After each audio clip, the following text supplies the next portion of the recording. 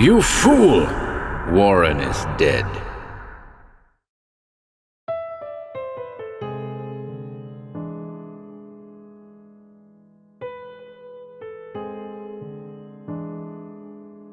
Welcome to HorrorBabble. The Earth Brain is a short story by Edmond Hamilton, first published in the April 1932 edition of Weird Tales. It's a tale of polar horror, with a very Lovecraftian theme at its center. I'd love to hear your thoughts on this one. Be sure to share them in the comments below. And without further ado,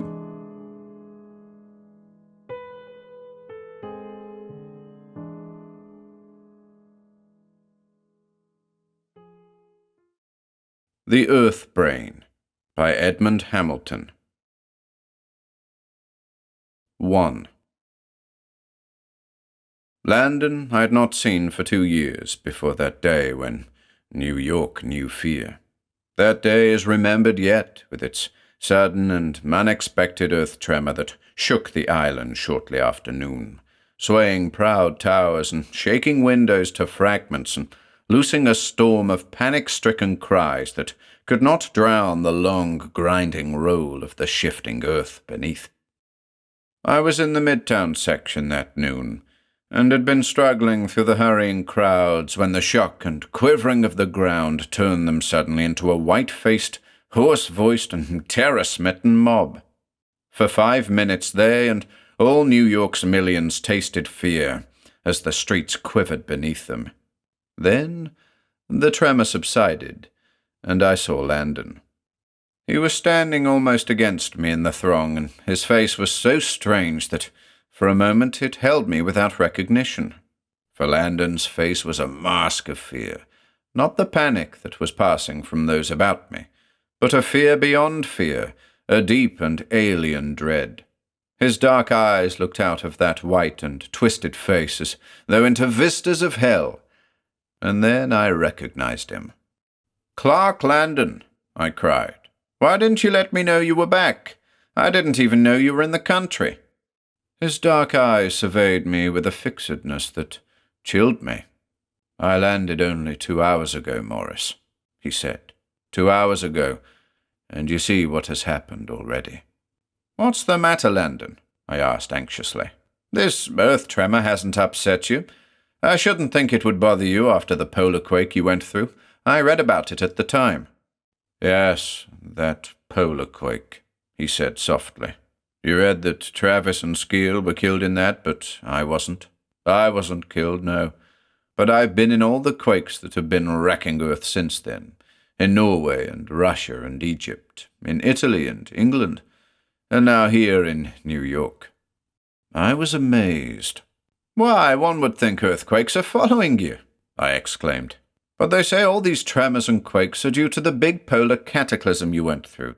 They say it touched off things in some way, and so caused the quakes that have been going on all over Earth ever since that one." "Ever since that one," Landon repeated slowly. "Yes, they've been going on ever since that one." He was looking beyond me, lost in a strange abstraction.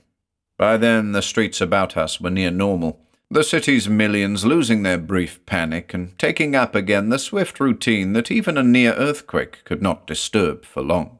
Hurrying passers-by were already shouldering against the two of us. "Look here, Landon," I said. "You don't look half well at the moment. My rooms are only a few blocks from here. Come up and sit a while, and you'll feel better."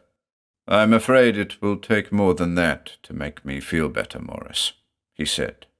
Yet he came, and when we were seated at a window of my apartment with the mill race of across-town streets traffic below, he seemed to relax a little. Sitting opposite him, I strove to analyze the strange dread that still seemed holding him, but was unable to do more than to say to myself that that dread was real, and that Landon had apparently changed completely. The Clark Landon I had known had hardly known the meaning of fear, a lithe, dark fellow to whom danger spelled delight. His twin and equal interests had been geology and adventure. His inherited money had enabled him to combine the two in expeditions, in which he and his inseparable comrades in science and adventure, David Travis and Herbert Skeel, had investigated the world's far corners. Landon and Travis and Skeel had departed over 2 years before on another such expedition, one intended to take them into the North Polar region. Landon had announced their purpose as the investigation of certain geological oddities believed existent not far from the pole, but all knew that it was the lure of a new adventure that drew him and his companions as much as any hope of adding to geological knowledge. The three had sailed in a special ice-breaking schooner Landon had chartered, which had taken them as far as the northern shores of Grantland. From there, Landon and Travis and Skeel had started north with 2 dog sledges and 2 Eskimos, believing that with their equipment they could reach their objectives a few hundred miles south of the pole and return without difficulty. 10 days after Landon and his party started north from the ship, there occurred that terrific earthquake that shook the whole polar region with unprecedented violence, and was registered by the world's seismographs as centering not far south of the pole itself. The waiting schooner was almost destroyed, but escaped the shifting ice and continued to wait, though with scant hope for the party. That first awful quake was followed in the next 2 weeks by a succession of less violent upheavals and tremors, trending southward. Then Landon and one of the Eskimos reappeared. The latter died the next day. Landon himself was far gone, but was revived, and could tell those on the ship that the great quake had indeed centered where they had been, and that Travis and Skeel and the other Eskimo had perished in it. He was brought back to strength during the voyage south, and after a few narrow escapes from glacial fragments, the ship reached Halifax. While Landon was at Halifax had come the sudden quake that destroyed half of that city, though he had escaped. In the succeeding 2 years, Landon himself was forgotten, but the great polar quake he had gone through was often referred to, for Earth had been torn ever since by a succession of violent quakes and upheavals. They seemed to progress from one locality to another, from Newfoundland to Norway, to Russia and Egypt and Italy and England. It was the theory of many scientists that these succeeding quakes were caused by a series of faults in Earth's structure that had been touched off by the great polar quake Landon had gone through. Of Landon himself, though, I had heard nothing after his leaving Halifax, and now I was amazed at his changed appearance as he sat opposite me. He must have guessed my thoughts. "You think I've changed, Morris?" he asked. "Don't deny it, man. I know that I have. I know what's stamped on my face." "Travis and Skeel," I began awkwardly. "Travis and Skeel are dead, and they're lucky," he said somberly. "It's not their death that has changed me, though they were the best pals man ever had. It's the way they died. There were 3 of us who went up there," he said, gazing darkly past me. "And the 3rd still lives. I wonder for how long." "Landon, you've brooded too much," I told him. "I can understand what an appalling experience that polar quake must have been to go through, but—" "You can't understand," he lashed out. "No one can. Morris, you saw me panic-stricken a little while ago when that tremor shook the city. Did it surprise you?" "Frankly, it did," I said slowly. "But I can understand how that first quake would have unnerved you, and the ones you've chanced to be in since." "It wasn't chance that I was in them," he said astonishingly, and then leaned to clutch my arm. "Morris, can you conceive of such a thing as earthquakes following one person across the face of this earth, seeking him out no matter where he may go, riving the earth and razing cities and killing tens of thousands to kill that one fugitive? Earthquakes that deliberately pursue one fleeing man with deadly purpose?" "Earthquakes following a man?" I repeated. "Why, the idea's mad. You surely don't think because you've been by coincidence in all these quakes of the last 2 years." "I don't think," he said. "I know. I know that the quakes you speak of have pursued me across Earth in the last 2 years with deadly purpose. Even today, 2 hours after I landed in this city, they have shown me that they are still after me. Landon, you can't believe this, I expostulated. Be reasonable, man. An earthquake is simply a movement of the Earth's mass. How could such movements follow you deliberately? I know how, he said, his eyes strange. Travis and Skeel knew too before they died. But I know, and I still live only for a time. And I'm going to tell you the thing, Morris. I know before the telling that you will find it impossible to believe, just as I would have 2 years ago. But in your unbelief, remember this, that of all things in the universe, we men know least really of this earth we live upon.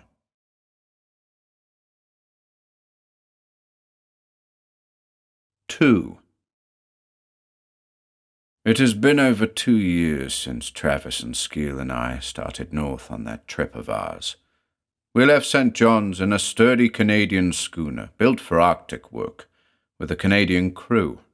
The ship was to take us as far as northern Grantland, and from there we 3 were going to work north ourselves on the last lap. Our objective was a great ice mountain, its rock visible through openings in its icy sides that was supposed to exist in the polar region some 300 miles or more this side of the pole. We had heard of this polar mountain from several sources. It had been a matter of minor dispute between 2 different airplane expeditions that had flown over the pole. One claimed to have sighted the big ice-clad peak, and the other claimed that it didn't exist. Travis and Skeel and I were going north to see if it did exist. If you know anything at all of geology, you will know what such a polar mountain, a mountain in that icy desolation at the Earth's top, would mean to geologists. It would prove beyond doubt the existence of a polar continent beneath the ice and might throw a flood of light on things that have puzzled geological science. The 3 of us were afire to find out if such a peak did exist in the North Polar region. The North Pole, you know, like the South one, is more a region than a point. The Earth is oblate, flattened at top and bottom, and that flat region around the northern pole is in fact the top or forefront of Earth. In that great icy expanse, the mountain was supposed to exist, and Travis and Skeel and I were bent on finding it. So we sailed north from St. John's with our schooner loaded with equipment. The schooner crept northward for 2 months through icy channels toward the northern tip of Grantland. Travis and Skeel and I were busy making ready our equipment. At North Devon, we picked up 2 Eskimos who were to make the final trip with us, 2 sturdy fellows named Noscat and Shan. Our sledges and dogs were ready, and when the ship reached the icy coast of Grantland, we were ready to start north on the final lap as soon as the freeze came. It came soon, and we started. Travis and Skeel and I, and Noscat and Shan, with the 2 sledges and dogs, headed north over the frozen wastes. We carried felt tents, special chemical fuel of small bulk and weight, food and instruments, and an automatic apiece. Travis and Skeel and Noscat took the lead sledge, Shan and I the other. For 10 days we pushed north over endless ice fields, making 30 miles a day. 10 days, 300 miles. It doesn't sound so much, does it? Well, it was a cross-section of icy hell. Can you imagine a world in which all is turned to glittering ice that stretches to the horizon in eye-aching whiteness? A world in which the sickly polar day never ceases to shine? A world in which the polar cold closes down upon you like a hand, gripping through your numbed flesh to your bones? That was the kind of world we were moving through. 10 days, and they each seemed weeks long. We would wake, would eat half-warmed food and limber our stiffened muscles, then fold the tent and harness the dogs. And then north again, north over the ice desert's hummocks and ridges like pygmies traversing that vast white expanse. North, until on the 10th day we sighted the mountain. At first we could not believe our eyes. We'd been pushing onward so mechanically that in the sheer struggle we had almost forgotten our mission. Then, as our eyes took in that huge peak towering into the steely sky far ahead, ice-sheathed and with the dark openings in its sides, our exclamations came with a rush. We pushed on, little heeding difficulties then. In another day we were at the mountain's foot, 1,000 feet below the lowest of the dark openings in its icy bulk. We camped there that night, exultant at reaching our goal. And there, trouble began. The dogs had been whining strangely as we approached the mountain, needing the lash to make them go forward at all, and our 2 Eskimos had been muttering to themselves. Then, no sooner had we pitched camp than there came a slight earth tremor, a shock as of earth stirring underneath that made our tent quiver, and the ice fields round it crackle. To us it was somewhat surprising to encounter an earth tremor in this region, but that was all. But on Noscat and Shan, the 2 Eskimos, the tremor's effects were tremendous. Their swart faces grew positively livid with fear. They jabbered in their tongue for minutes, looking fearfully up toward the mountain's huge icy bulk, and then approached us in panic. By then the dogs had begun yelping strangely, as though in terror. "We cannot stay here," Noscat told us excitedly. "This is the forbidden mountain at the earth's top, shunned by all our race. We knew not that this was your goal." "Forbidden mountain?" repeated Travis. "Forbidden by whom?" "Forbidden by the earth," was Noscat's answer. "The earth is living as we are living. It cares not how men move upon its vast living body, as long as they do not approach this mountain." "The earth living? What the devil is all this about?" Travis demanded. Skeel intervened. "It's an Eskimo belief, Travis," he said. "I've heard of it before. They think Earth is a great living thing, and that we humans are mere insects or the like living on its body." "What a crazy belief," Travis commented. He turned back to Noscat. "Why does your living Earth forbid anyone to come near this mountain, then?" "Because this mountain holds Earth's mind, Earth's brain," said Noscat solemnly, Shan nodding corroboration. "Earth likes us not to come this near its brain, and so it has moved its great body beneath us to warn us away." "Rot," said Travis. "That tremor just now wasn't any warning, but a slight earthquake like any other earthquake." "All earthquakes are but movements of Earth's great body," asserted Noscat stubbornly. "Earth can move its body as it wishes." "That sounds logical enough, Travis," I said, grinning. He turned toward me. "Don't encourage them, Landon," he said sharply. "We'll have trouble enough with them as it is." He swung back on Noscat and Shan. "That tremor was just an ordinary tremor, and this stuff about a living Earth is nonsense," he said forcibly. "We're going to stay here 2 days at least, and you 2 are going to camp down here while we explore and examine this mountain." "But you must not try to explore the mountain," Noscat said excitedly. "You dare not approach Earth's brain. If you do—" "That's enough," snapped Travis. "You and Shan are going to wait here while we do explore the mountain, and there'll be no more talk about it." When Noscat and Shan had gone to their own tent, Travis turned to us with a disgusted expression. "This would be just our luck," he said, "to have those 2, just as we get here, break loose with their superstitions." "I wonder if they're only superstitions," said Skeel thoughtfully. We stared at him. "What the devil?" I exclaimed. "Do you believe that stuff about Earth being a living and intelligent being?" Skeel's face was serious. "I've heard of stranger things, Landon. Why couldn't Earth be a living organism instead of just a mass of inanimate matter? It seems an inanimate mass to us, it is true, but so must a human being seem an inanimate mass to the microbes that live on and in that being. Earth might be a living organism. All the planets might be organisms of scale and nature so different from us that we mites who swarm upon it cannot even comprehend it. And if it is living, it could possess consciousness and intelligence, perhaps intelligence operating on planes and for ends entirely alien to us. And you think then that, as Noscat said, Earth's brain is somewhere in this mountain?" Travis demanded incredulously. Skeel smiled.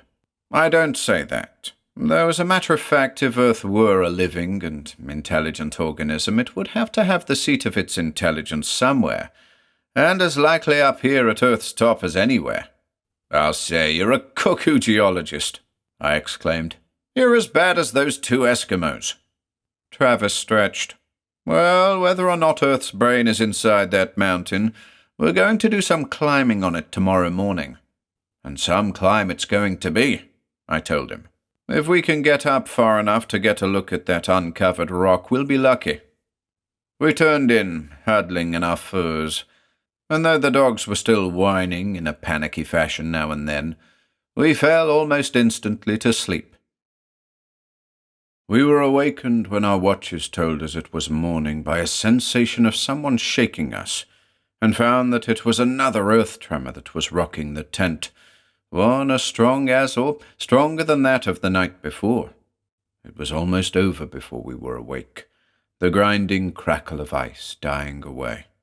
We struggled rapidly into our outer clothes, and heard the dogs, who had yelped with terror when the tremor began, become silent as though cowed by utter fear. The tent still quivered from the tremor's last vibrations. Travis cursed. "Another damned tremor.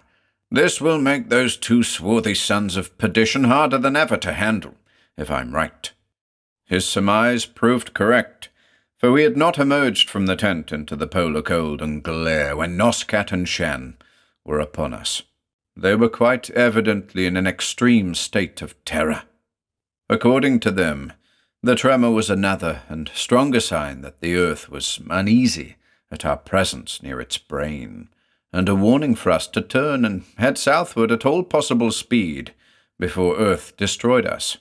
They even went so far in their panic as to say that if we did not, they would start south without us with one of the sledges.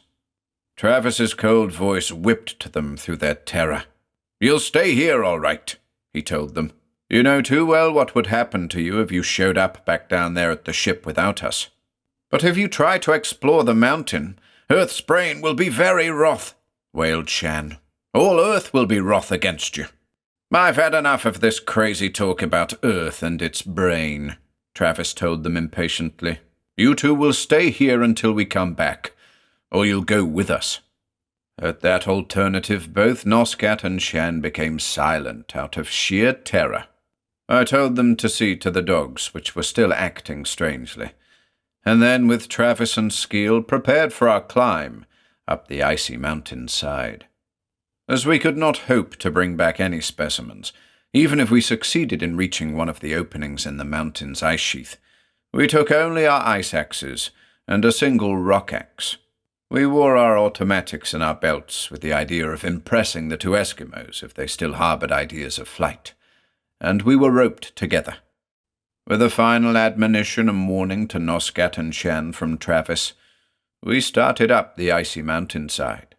1,000 feet above us was the dark circle in the ice we wanted to reach, an opening through the peak's frozen sheath, we were sure, to its inner rock. If we could make even a cursory examination of the mountain's rock strata, we felt our trip would be worthwhile. From the first, our climb was tremendously difficult. Travis led, cutting steps where needed with his ice axe, taking advantage of ledges and cracks in the ice, moving tortuously up with Skeel and me close behind. Our heavy fur clothing was a hindrance to us in climbing, though even through it the polar cold penetrated. We were forced to rest every few yards, clinging against the icy slope like three strange furry animals. At such halts I looked down, and for a time could see Noscat and Shan down by the tents and sledges, watching our progress. Then an inward slant of the icy slope hid them from view for a time. This slant inward made climbing a little easier, and now we could plainly see the round opening in the ice above, and could make out that it opened through the ice to the dark bare rock of the mountain itself. That was a spur to our efforts, and we struggled on, Travis's axe chipping steadily ahead of us, until at last Travis pulled himself up into the opening in the ice, and then jerked us up beside him. We were hardly in that opening, lying panting for the moment, when there came another earth tremor, much more violent. It seemed that the whole mountain and the ice fields around it were swaying and shaking, and there came, as though from far beneath, a crackling roar. We lay still, and in a moment it ceased. "Good Lord!" exclaimed Travis as we stood up then. "If that had happened a moment ago when we were climbing, it would have been bad for us." "Damn these tremors anyway," I said. "If that one has succeeded in scaring off Noscat and Shan, I won't be surprised." We peered down and saw them on the ice near the tents. They were on their knees, gesticulating in terror up toward us and the mountain. They made frantic motions for us to return. We shook our heads, and Travis gestured sharply to them, ordering them to remain where they were. Their terror subsided a little, and he turned to us. "They'll stay there, I think. They're more afraid to go back to the ship without us than to stay. But we'd best not stay up here too long ourselves." Skeel had turned and was staring into the opening in the mountainside, at whose edge we stood. "Lord, look at this!" he exclaimed. We looked, and were petrified with astonishment.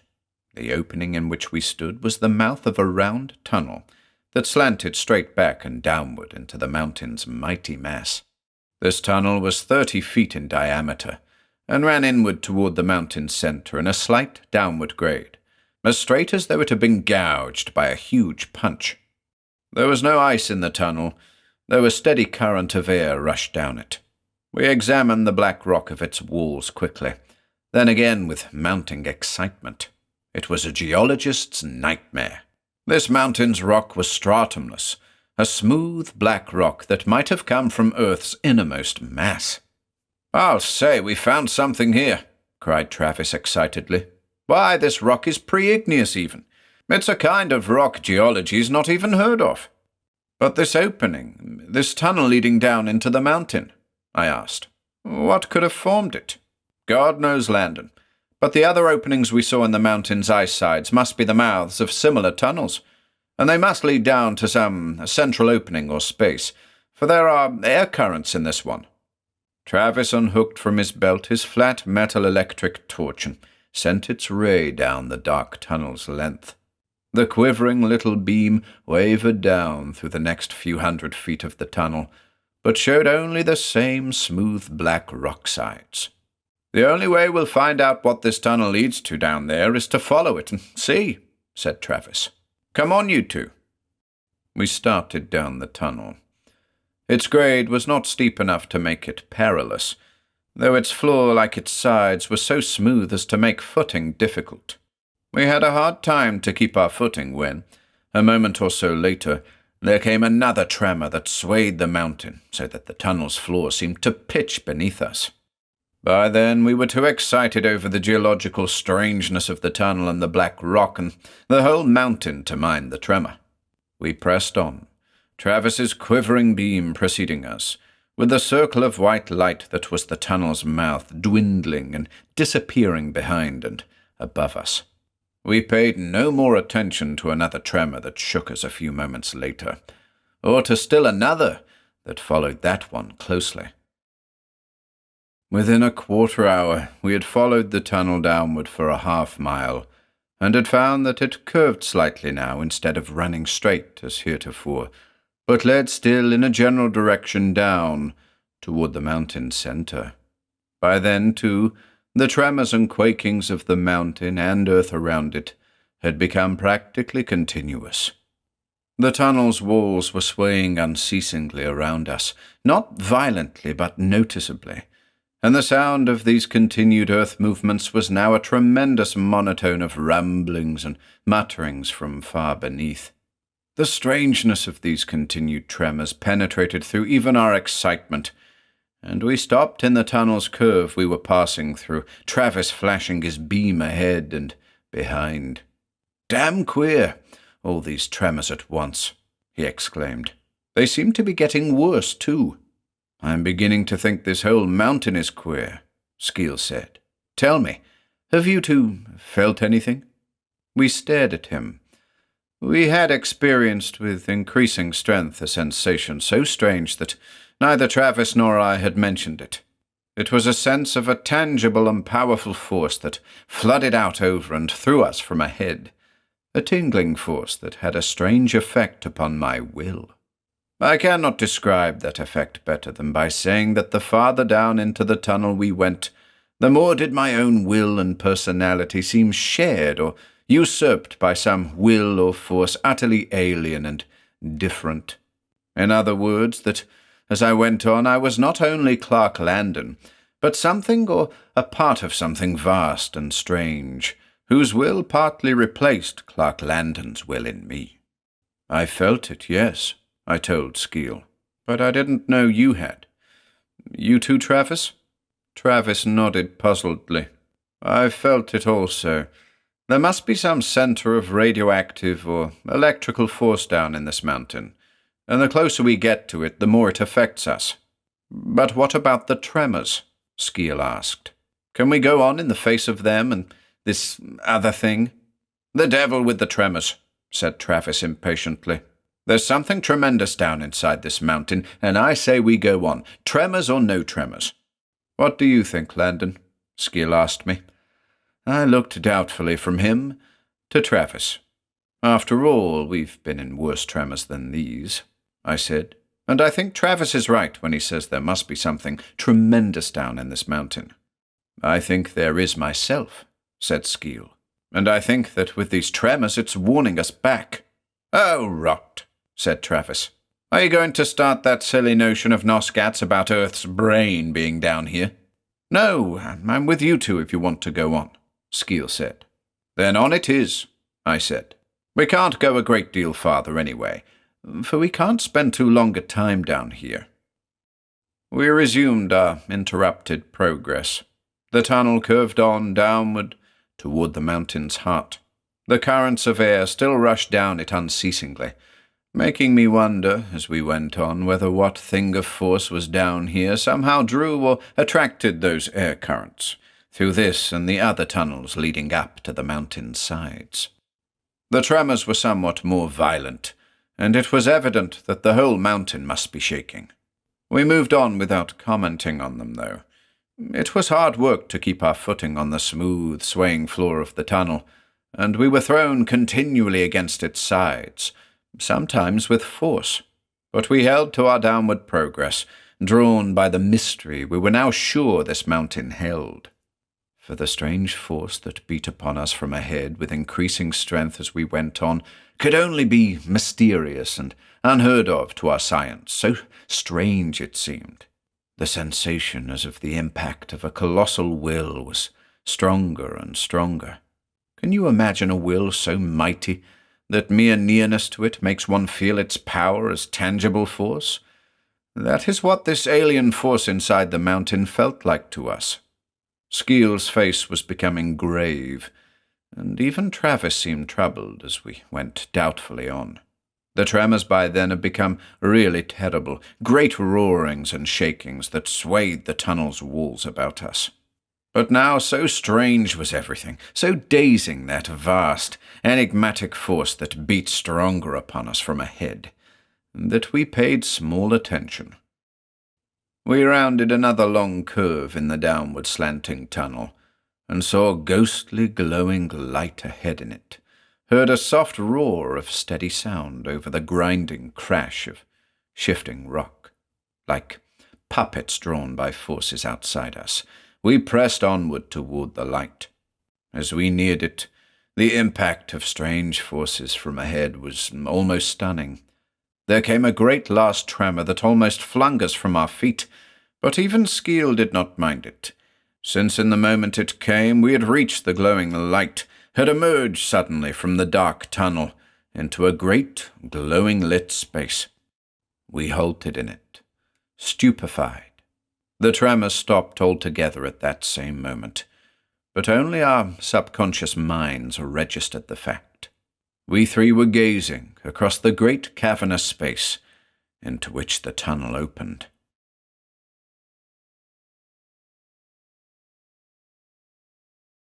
Three. It seemed in that first, stunned glance that this strange cavern must occupy most of the interior of the mountain, so huge was it. It must have been a half-mile in diameter, and was like the interior of a hollow cone. The mountain's dozen tunnels all opened down into it. It was lit by a quivering, glowing light which came from what was beyond doubt the most awesome and stupefying thing that ever man dared to look upon. I cannot, even now, describe to you with 1/10 of its real, terrible splendor the thing that poised at the center of this cone-like cavern over the rock floor, the thing at which Travis and Skeel and I gazed. Can you imagine a great ovoid of pure light, like a huge egg in shape and 100 feet high, poised upon its smaller end? That was what we three looked upon, a giant ovoid of light or force that towered there at the cone cavern's center, emitting the light that illuminated it, and also the enigmatic force that had beat upon us and the soft roar of sound we had heard. This ovoid was of all colors, it seemed. Its colors changed with incalculable swiftness, like those of a racing cinema film, and those racing tints seemed to reproduce all the colors of the earth. The ovoid would flame for an instant with a red like that of devouring volcanic fires, a flowing flame. Then the red would be gone, and instead would be a thread of blue, serene as the blue of mountain lakes. The blue would pass into brown, like the warm brown of fresh-turned soil, and that in turn into green, like that of ocean's depths, or yellow of earth's fantastic rocks. These colors changed and spun and swam in the great ovoid of light, constantly, unceasingly, and just as in them seemed represented every natural color of earth, so in the soft roar of sound that came from the ovoid, there seemed merged and mingled all the natural sounds of earth. The crash of avalanches and thunder of slow-moving glaciers were in that roar, and the splitting of tortured rocks. One heard the howl of winds and the caressing whisper of soft breezes, the gurgling of small brooks and the hiss of rain, and the smash of hurricanes and tidal waves. That roar of merged sound seemed issuing from a whispering gallery open to all the sounds of earth. From the lower end of this huge poised ovoid of light branched scores of great tentacles of light, glowing arms that ran down into the rock floor of the cavern. They did not run into openings in that rock, but into the rock itself, interpenetrating it as light interpenetrates glass. Somehow it seemed to me, even in that first stunned moment, that those light tentacles branching down from the ovoid were of inconceivable length, that from where it poised here at the frozen top of the earth, those arms of force or light penetrated down through all earth's mighty mass. As Travis and Skeel and I gazed now at the mighty ovoid, there shot suddenly from its lower end a new light tentacle, as though forming suddenly. It darted across the cavern and encircled us three. Its grip was like that of solid steel rather than of glowing light, and with us in its grasp it darted back toward the great ovoid. We were held by this tentacle a score of feet from the ovoid. The scene was incredibly weird. The mighty cavern, the huge ovoid of light with its kaleidoscopic colors and roar of merged sounds and downward branching tentacles, the arm of light that held Travis and Skeel and me in remorseless grip. It held us beneath the ovoid, as though that immense thing of light from which it branched was contemplating us. And somehow in my mind then I knew without shadow of doubt that the ovoid was contemplating us, was examining and inspecting us by means of strange senses somewhere inside its glowing mass of light, senses having nothing to do with any senses we knew, but operating on planes entirely different. Its vast will, mind, beat out on us tangibly. Skeel's cry came thinly to my ears over the soft roar of the towering ovoid. "The brain of the earth! The Eskimos were right! It's the brain of the earth!" "The brain of the earth! The earth brain!" Travis and I mouthed the cry in stupefaction, for somehow we knew, knew absolutely that it was the brain of the living earth that towered here and that held us, this awful ovoid of light poised in its mountain chamber at the top of earth, this stupendous intelligence which saw and heard and somehow represented all the colours and sounds existing in its body, the earth, and whose light tentacles ran down like animating sinews through its great earth body. The Eskimos had been right. Their legends had told truth when they said that this mountain at the frozen top of earth held the brain of earth, and that it cared not how men moved upon its mighty earth body, so long as they approached not that body's brain, itself. For earth was but body to this great brain. And just as microbes move upon a human body without even knowing that it is a living thing and not a great inanimate mass they exist on, so had men moved and lived upon its body, the earth, without ever dreaming that the huge body was animated by a vast kind of life so different from their own that they had deemed it lifeless. Men had moved and lived so upon the living earth for ages, generation after generation of tiny parasites upon it. But now 3 of those parasites in the person of ourselves had had the audacity to approach the earth's brain, here at earth's top, had disregarded the earth brain's warning tremors of uneasiness at our approach, and had penetrated despite them to its inmost chamber, here to the earth brain itself that now had seized us and was examining us. "Those tentacles of light," Travis was yelling thinly in my ear. "They must run down from this earth brain like muscles through all earth." "Yes, we know now what caused those tremors, what causes earthquakes," I cried. The light tentacle drew us closer to the earth brain. Can you picture that scene? The great ovoid of light holding us with one of its tentacles, inspecting us? Yes, the earth brain was examining us as a man might take and examine 3 tiny parasites or insects whom he had not noticed upon his body until they became too bold. And still upon us, through us, beat the earth brain's will. The impact of that was tangible, overwhelming. It seemed partly to replace, to usurp my own will and mind. It seemed that I was not only Clark Landon, but also part of the earth brain that held me. By the strange, unhuman expressions of Travis and Skeel, I knew they experienced the same thing. I felt a withdrawal of interest from Clark Landon's petty affairs and viewpoints. My mind seemed to leap beyond his little concerns to infinitely vaster things. And yet I knew somewhere in my consciousness that it was not my own mind that leapt thus, but the mere reflection or echo in my mind of the earth brain holding me. How can I tell what I seemed to feel? It was as though for the time I was part of that great earth brain, was thinking as it thought and seeing things as it saw them. It was as though, like it, my mind was cased not in any tiny body of colloids and bones and blood compounds, but in a vast body endowed with a totally different sort of life. As though my great body was a planet, its stupendous frame of stone, and its circulating life fluid the cataracts of flowing fire in its interior.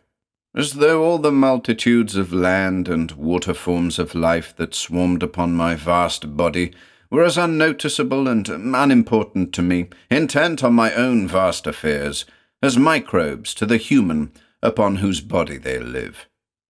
It seemed that I, the earth brain now, and not Clark Landon, sat here in this brain chamber at the top of my earth body.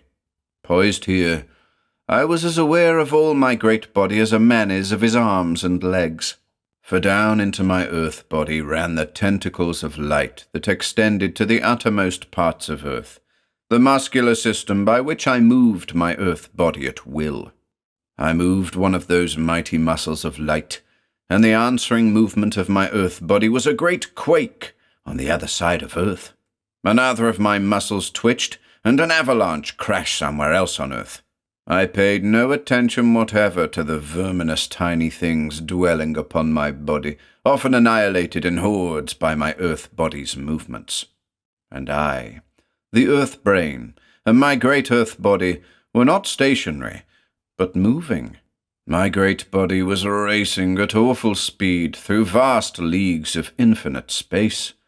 Far off across those immensities of space, I was aware of other living Earths, other planets, some larger and some smaller than I, but each living in the same vast way as I lived, each with its own great brain. Yes, and from those other living Earths there came to me across the void messages, communications. I, Clark Landon, could not even dimly comprehend the nature of that communication which I, the Earth brain, carried on. But it was constant and unbroken, a strange speaking of living Earth to Earth across the void, an exchange of thoughts, of purposes. For purpose there was in the way in which I and those other mighty brains moved our planet bodies through space. It was not by mere blind chance, haphazardly, that we moved, but consciously, deliberately, carrying out together some vast, purposeful design, circling and moving with superhuman exactness, a colossal, geometrical march of vast living earth things through space. And even as I, Clark Landon, thus seemed to share the superhuman viewpoints and purposes of the earth brain that held us, so did I share dimly its attitude toward ourselves. In one part of my intelligence, I was still Clark Landon, held with Travis and Skeel, helpless by a thing of mystery and terror. But in another part of my mind, I was the earth brain, inspecting these 3 tiny parasites who had dared penetrate my brain chamber. For I, the earth brain, had never bothered in one way or another with the numberless verminous parasites that dwelt on my earth body, except that when any had dared approach the mountain at my body's top that held encased myself, I had warned and driven them back by movements and tremors of my body. But these 3 had not been driven back, but had come on with insane temerity, until they had penetrated this dwelling chamber of mine, where none of their kind ever had penetrated before. And I, the earth brain, had found their audacity so unprecedented and unexpected that I had grasped these 3 insect things, was examining them. In so much did I, Clark Landon, share somehow the earth brain's thoughts, as those thoughts beat like tangible force through us. And I was aware, even as Travis and Skeel and I struggled vainly against the light tentacle's grip, of the earth brain's desire to inspect one of us more closely. I was not surprised when another light tentacle whipped out from its base and grasped Skeel, raised him high in the air close beside the earth brain. Travis and I still held by the first tentacle on the floor. Travis and I ceased our struggles, watched in a sort of paralysis of terror, as Skeel was raised high beside the earth brain. The glowing light of the great ovoid seemed to beat out through him as the tentacle turned him this way and that, like a helpless puppet. The earth brain was examining him, I knew, for there still held me that curious duality of mind, in which I was at the same time Clark Landon and the earth brain. Even as I, Landon, watched from below my comrade Skeel, I, the earth brain, was inspecting curiously this tiny thing I held, and concerning which I was casually interested. It was I, the earth brain, who shot forth from myself another light tentacle to grasp this tiny living thing. And then suddenly, with a red crash of horror, I was no longer the earth brain at all, but was Clark Landon, screaming wildly with Travis and shaking impotent little hands up at the earth brain. For with those 2 tentacles it had casually torn Skeel's living body into halves.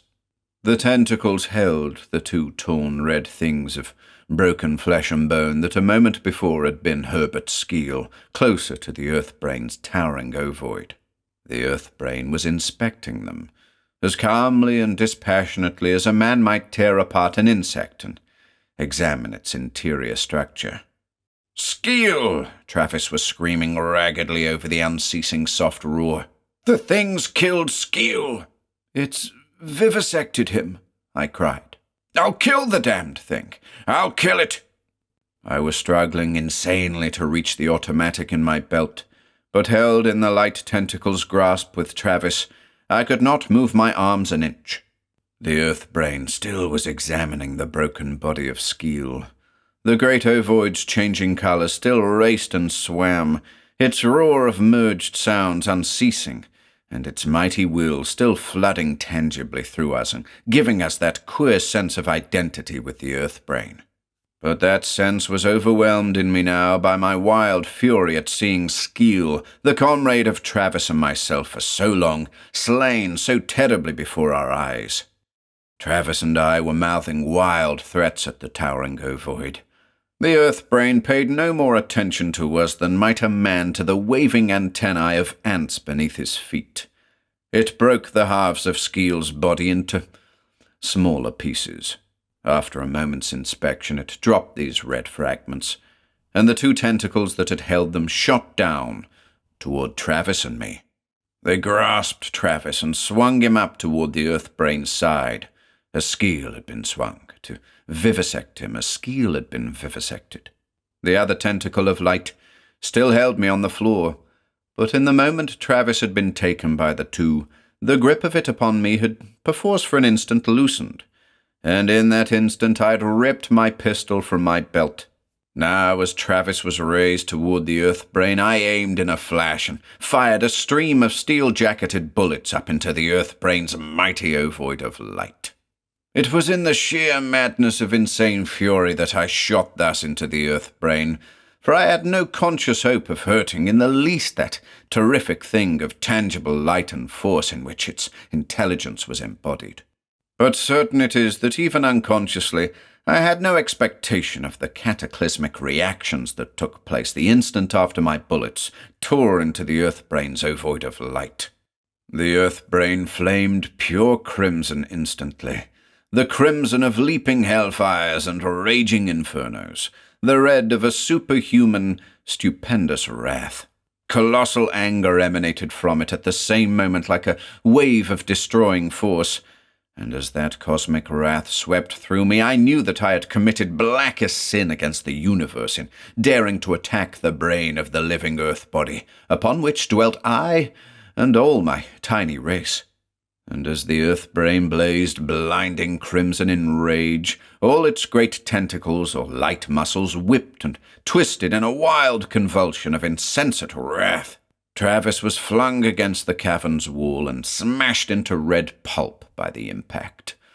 I was hurled as wildly, struck not the cavern wall, but the mouth of the tunnel down which we had come, and all earth seemed shaking with a tremendous grinding roar of shifting rock, as the tentacles running down from the Earth-brain into it convulsed.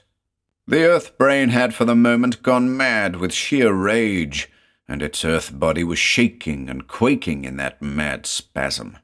I staggered to my feet.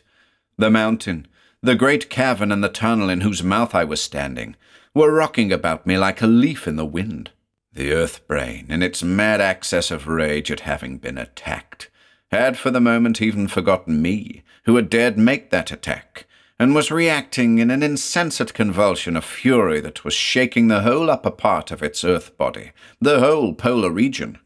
I stumbled away from that awful spectacle of the Earth-brain's crimson flaming ovoid of light, up into the tunnel. It was mindless terror that made me struggle up the tunnel, whose terrific shakings flung me this way and that. I knew that in a moment when the Earth-brain's first wild rage subsided, it would remember me, and its vengeance would crash upon me. I cannot tell now for how many minutes I fought my way up that tunnel, thrown from my feet each time I staggered erect by the wild pitchings of the mountain around me, crawling crazily upward on hands and knees with the terrific grinding of rock masses beneath and around me, like the last roar of doom in my ears. I saw ahead the white circle of light that was the tunnel's opening, just as the first awful quakes began to subside, as the Earth-brain's first convulsive rage began to calm. I knew the Earth-brain would now remember me, and I flung myself forward, out of the dark tunnel, into the daylight on the mountain side. Below and far away stretched the glittering ice fields, but now they were heaved and rumpled like waves of a mighty sea, piling here and there in mountainous ridges and attesting the violence of the great quake that had just shaken them. Down the mountain's icy side I started by the path Travis and Skeel and I had cut in ascending. There came a roar from above, and an avalanche of ice and rock poured down on me from the mountain's upper side. I flattened myself beneath the angle of the slant in the side, and it roared over and past me. The earth brain had indeed remembered, knew where I was upon its body, and was seeking to slay me. Thrice it tried to destroy me as I struggled down the mountain side. Twice other avalanches were shaken loose upon me, each almost annihilating me, and once the whole mountain shook violently as though to dislodge me and send me tumbling to death. God, what a weird progress was that of mine down the mountain, with the earth brain, with earth itself trying to destroy me. I do not know yet by what chance I evaded those tremendous attacks and got to the ice field at the mountain's bottom, bruised and terror-dazed. I looked to where our camp had been, and there was but Noscat and one sledge and 3 dogs. Shan and the other sledge and dogs had been caught and annihilated by the shifting ice. Noscat ran toward me. He was babbling madly of the vengeance of the earth brain, of the mighty quake that had killed Shan and the dogs and shaken terribly the earth itself. I cut him short, and we fled southward from the mountain over the ice fields. Before we had travelled 2 hours, a strong quake shook violently the ice over which we were travelling. A crevice opened suddenly ahead of us that we almost fell into. Noscat cried to me that we might as well die, that we had offended the earth brain, and that wherever we went upon its body, the earth, it would know and would try to kill us. But I pressed on, motivated only by the insane desire to put more and more distance between myself and that towering ice mountain in whose heart the earth brain poised. The next week was like one in a strange inferno, an icy hell of cold, in which we pushed south with the earth brain's vengeance ever following closely. 9 times during that week we were menaced by violent quakes that shook the ice over which we travelled. How we escaped those suddenly opening crevices and marching ice ridges and terrific shocks, I cannot now dream. Terror, a terror not of the quakes but of the earth brain causing them, drove us on. It came to me during that week of hell that Travis and Skeel had been luckier in being slain outright by the earth brain than had I, with this remorseless vengeance of that mighty ovoid of light and intelligence pursuing me. Yet with that mad persistence that still actuated me, I pushed on. Toward the week's end, Noscat's strength failed. With him in the sledge, dying and babbling of the earth brain, I struggled south, and at last reached the ship. To the ship's officers, who talked excitedly of the great cataclysm that had almost destroyed the vessel, and that had seemed to center where Travis and Skeel and I had been, I lied. I said that there had been a terrific quake, and that Travis and Skeel and Shan had been killed in it. Noscat died without regaining consciousness, and there was none to contradict me. The ship started south. I prayed as we sailed southward that the earth brain would pursue me no further, but I feared. My fear was justified, for as the ship passed close to the shore of Grinnell Land, a projecting glacier broke and hurled out a huge mass of ice that barely missed the ship. 2 days later, an undersea disturbance almost swamped us. The ship's crew talked of unsettled conditions, of earth faults caused by the great polar quake. But I knew the truth, knew that my prayer was not answered, and that still the earth brain's vengeance followed me. We finally reached Halifax, and there I saw that the earth brain would not reck of killing all my race if it could slay me who had dared attack it. For 2 days after we reached Halifax came a terrible quake that destroyed half the city and killed thousands of its people. I escaped again by the mere chance of being in an open park when the quake began. The newspapers quoted the scientists as saying, like the ship's men, that the great polar quake I had gone through had somehow caused faults in Earth's interior structure, which had resulted in this quake. I knew how far they were from the truth, knew the Earth Brain had moved its vast Earth body and caused that quake solely to kill me. I fled from Halifax, whose dead seemed to point accusingly at me who had brought the Earth Brain's death upon them. I took a boat to Norway, and the day I arrived there came a quake that did great damage.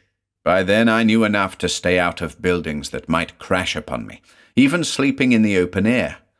I went on from Norway to Russia. Russia had a series of 3 devastating quakes, the third one of which almost got me, despite my precautions. When I fled on to Egypt, it was worse, for my presence in Alexandria brought a quake and tidal wave that killed more innocent thousands. When I headed north again to Italy, the peninsula was wrecked by unprecedented quakes and landslides during my stay. And when I went on to England, the quakes followed me. I knew that sooner or later, despite my carefulness to stay out of buildings and away from mountains and hills that might loose avalanches on me, one of these quakes would get me. The Earth Brain's vengeance would find me. But I fled on, took a boat home. I arrived in New York today, and you, Morris, saw what happened. You saw that when I had not been in New York more than a few hours, there came an earth tremor. To the people here it seemed only a tremor, but to me it was warning and knowledge that the Earth Brain knew of my presence here, that it was still seeking to slay me with the movements of its great Earth body. Yes, following me still with deadly purpose, and that is why I dare not stay here in New York, Morris. If I did stay, sooner or later the Earth Brain would again attempt to kill me with an earthquake or tidal wave that might kill more innocent thousands or tens of thousands here. I have the blood of enough people now on my head without wanting more killed on my account. So I must go on. Must leave here now, before I bring doom on New York from the Earth Brain's endeavors to take my life. That was the story Clark Landon told me in my New York apartment the morning of the tremor. He left the city, despite all I could say, a few hours afterward. I parted from him at the station, where he took a train to New Orleans. I never saw Landon again, but I followed his movements from that time until the end, and will summarize them briefly here. The train Landon took to New Orleans was derailed by a sudden earth tremor when a few hundred miles from its destination. Landon escaped, according to the newspaper casualty lists, though a score of people were killed and more injured.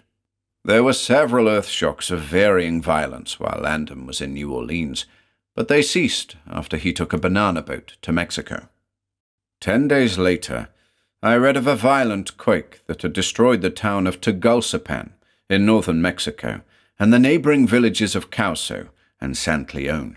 The newspaper dispatches estimated the dead at 50 and mentioned the escape of an American staying in Tegucigalpa, Clark Landon. Landon went southward, and a more or less continuous series of earthquakes followed him. At Progreso in Yucatan, a double quake laid practically every structure in ruins and slew 3/4 of the population. Again, I saw Clark Landon mentioned as one who had escaped, and it was said he had started for Guatemala. At Guatemala came the end. The day after Landon arrived came the first terrifying rumblings of an earthquake of tremendous violence. The radio and cable stories told of the unexpected suddenness with which the earth heaved violently, and with which vast crevices began opening in it. They told also of the curious suicide of an American named Clark Landon, which took place as the quake started. According to these dispatches, Landon, when the quake started, had rushed into the street along which crevices were opening, and had shouted madly as though adjuring someone or something to stop the quake. The shocks becoming each moment more violent, Landon had shouted something about surrendering himself and stopping these quakes devastating Earth, and had rushed to the nearest crevice and thrown himself into it. According to those who saw, the crevice closed instantly upon him.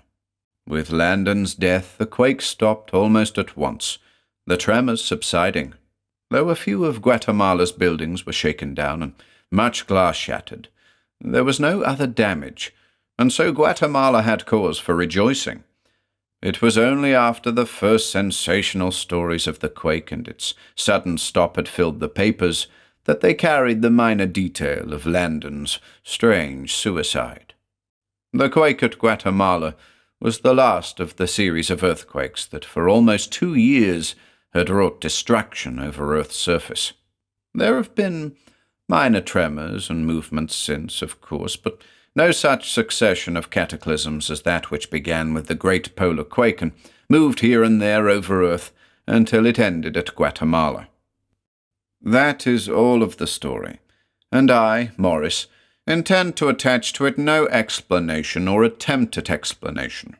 It must end not with explanations, but with questions, questions that may have their answer in no natural causes, or that can be answered perhaps only by the incredible tale Clark Landon told me that morning.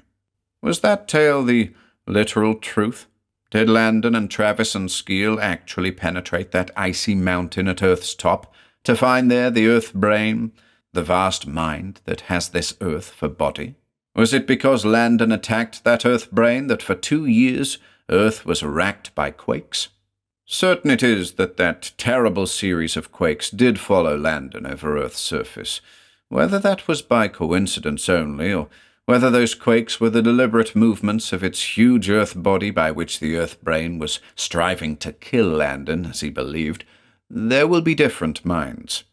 And what of that last quake at Guatemala, where Landon flung himself into the crevice after madly adjuring the Earth brain to stop its destruction?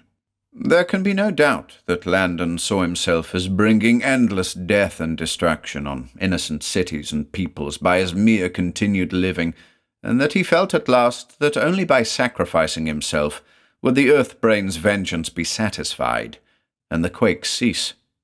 Here again, it is certain that no sooner had Landon flung himself into that crevice in the Guatemala street than the quake there stopped. The whole series of quakes stopped. Was that, too, by chance only? Or was it that Landon's sacrifice was not in vain, that with his death the Earth-brain's revenge was accomplished? It is with such questions and not with explanations, as I said, that the story must end.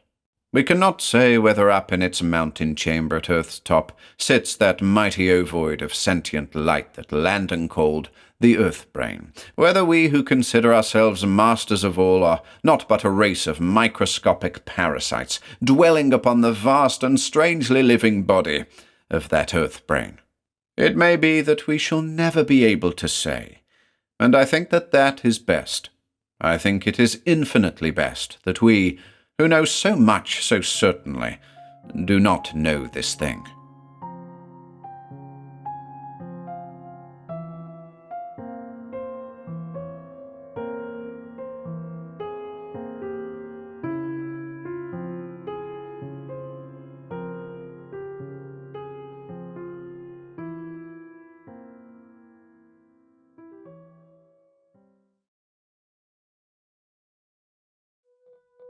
If you enjoyed listening today, be sure to subscribe to the channel by hitting the red subscribe button below.